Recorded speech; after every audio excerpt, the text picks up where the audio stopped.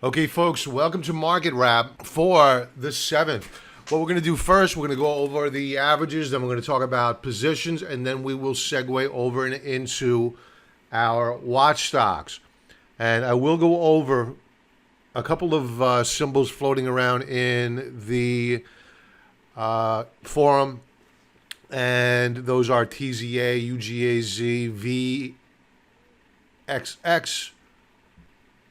I'll get to those in a moment. All right, so let's talk about yields first off. What a crazy day. I mean, the headlines were just fascinating. I did a morning update this morning, or a swing trading today this morning, and the headlines were just scary. I talked about three of them. As it turns out, you had three Western developed countries drop rates last night, and it's expected by at least one firm I read today that the Federal Reserve is expected to drop rates as soon as tomorrow.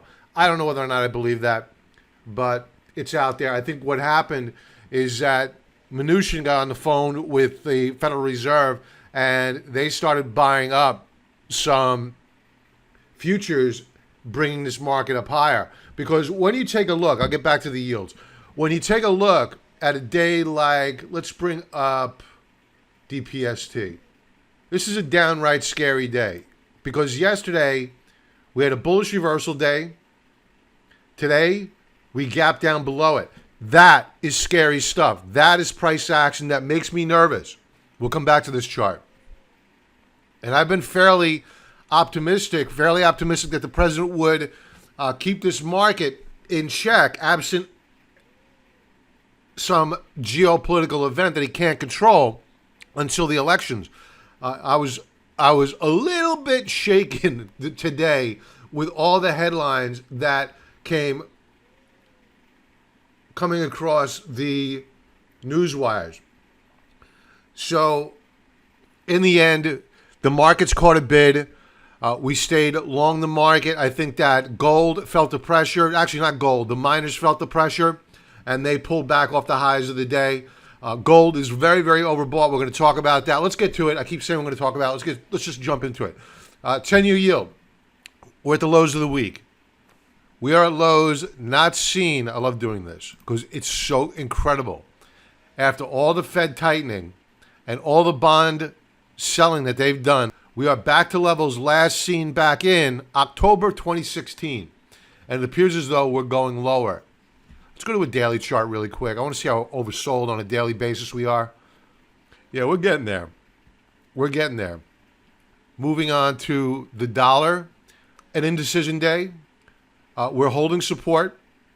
We will have tomorrow both lines on Stokes trading down below the 50 level. New members, rallies tend to fade when that occurs. The tips. Filled candlestick. We were very overbought yesterday. Today, we surged up higher, and sellers moved in. So expect some weakness here on the tips. Volume is very good, but some of that was selling. So this may mute, the pullback anyway, may mute the rally in gold, the miners. I don't even want to talk about silver right now. What a gap up higher today on that position. The Dow transports. An indecision day. We rallied up the lows of the day, still down, but this is the plunge protection team at work. You're seeing it. Do not underestimate the things that government will do to retain power. And I've said this once, I'll say it 1,000 more times. The American public keeps score of the economy by the stock market. In the 70s, you couldn't say that. In the early 80s, you couldn't say that because you didn't have 401k plans. You had retirement accounts. Things have changed now. Everyone has some sort of an exposure if they're employed to the stock market. The VIX, a reversal day. Had we closed at the highs of the day, it would have been an outside reversal day, a bullish day. We closed down below support. It's not broken, but it's under pressure, no doubt about it. The S&P 500 daily chart, bullish reversal day, not a bullish key reversal because we did not close at the highs of the day. That being said, it was an outside reversal day. Let's spend a moment on this chart. Now, I talk frequently about stocks, in particular, indexes to a lesser extent normally putting in a double bottom setup on stochastics. With indexes, it's not a foregone conclusion. It didn't happen here. It didn't happen here. It didn't happen here. It did happen here. It did happen here. So until such time as Stokes are above the 50 level, this market is under a huge amount of suspicion from my perspective. Volume was good today. The Dow Jones Industrial Average daily chart, a down day, but we closed well off the highs of the day. Again, the plunge protection team at work. Your tax dollars hard at work, keeping the stock market aloft. Good for us, horrible for the taxpayer. So again, as I mentioned with the S&P 500, we're watching these Stokes here. Do they roll over? Because sometimes the rollover can be far more damaging than the initial sell-off on Stokes. Think about where we are right now. Here's our sell-off. Here's the beginning of a rally. Let's revisit bygone eras. We were here before. Back here in October of 18, vicious sell-off. We rallied. Wow, back to the old bull market days. No, it was not. We rolled over and we broke down to new lower lows. And we stayed that way until December. And let's also keep in mind that we are heading into the most generally volatile time of the year, and that is autumn. The Russell 2000 daily chart, very similar to the Dow Jones, holding support. Again, we're going to watch these Stokes. Do we get a V-shaped recovery like we had back here in July? Or do we double bottom out like back here and hopefully put in a higher low? Ideally, it's a higher low and not one of these deals. Let's talk about positions. Nugget. All right, I have a weekly chart up here. We attempted to rally up and through resistance, but we were rejected. We talked about this last night. We hit a high today of 41.90, a really nice day.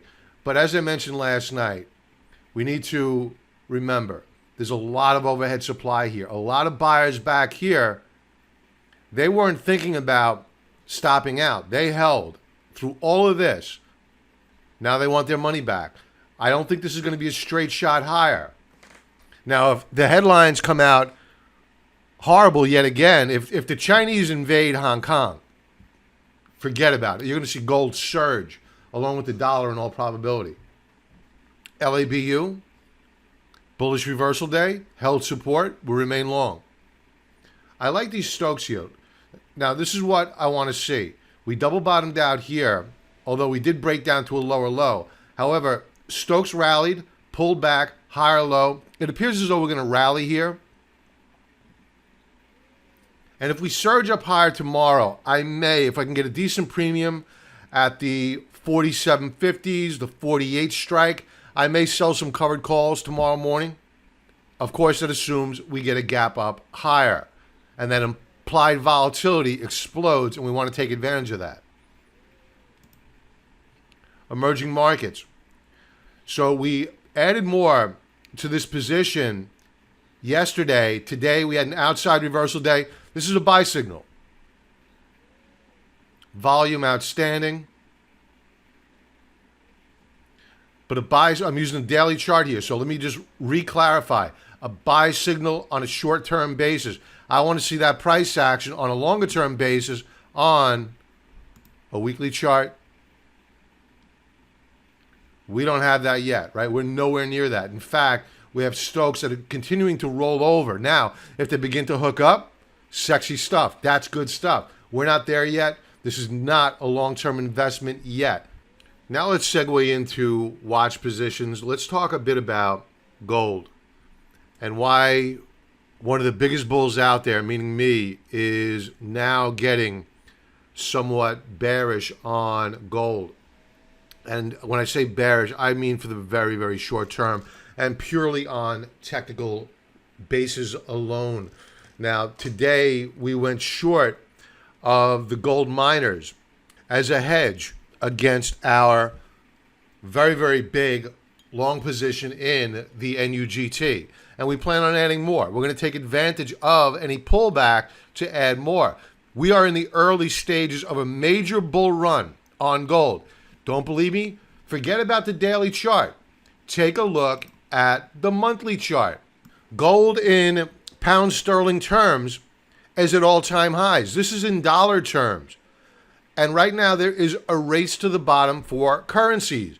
And gold is rising to the top of all those currencies. So despite the relative strength of the US dollar versus other currencies, gold is playing catch up. And there's more fuel in the tank. But right now in the short term, we're looking to short gold. Now, why is that? Back to the daily chart. At current, we have RSI on gold at 82.29 on RSI. Our Stokes, very extended. And we are trading above. We closed out the day above the third standard deviation Bollinger Band. In short, for those who aren't familiar, don't go looking it up on Google. It doesn't matter. I'll save you the technical jargon. We're not supposed to be here in relative terms. Relative to the 20-period moving average, we are not supposed to be here. We are going to get a pullback. We're not going to crash. Gold's not going to zero. It's not going to 1360, but we are going to get a pullback. Now, using monthly support and resistance levels, we are at a very serious resistance level last seen back here in April of 2013. For 2 years, this support level here at the 1530 level acted as support. Now it will act as resistance. So how do we profit from the short side with gold? All you need to do is simply short the GLD. Look at this price action here today. Reversal day, lots of sellers moving in, but don't stay to the short side too long. Longer term, GLD is going higher, but I think we're going to enter a period here of consolidation.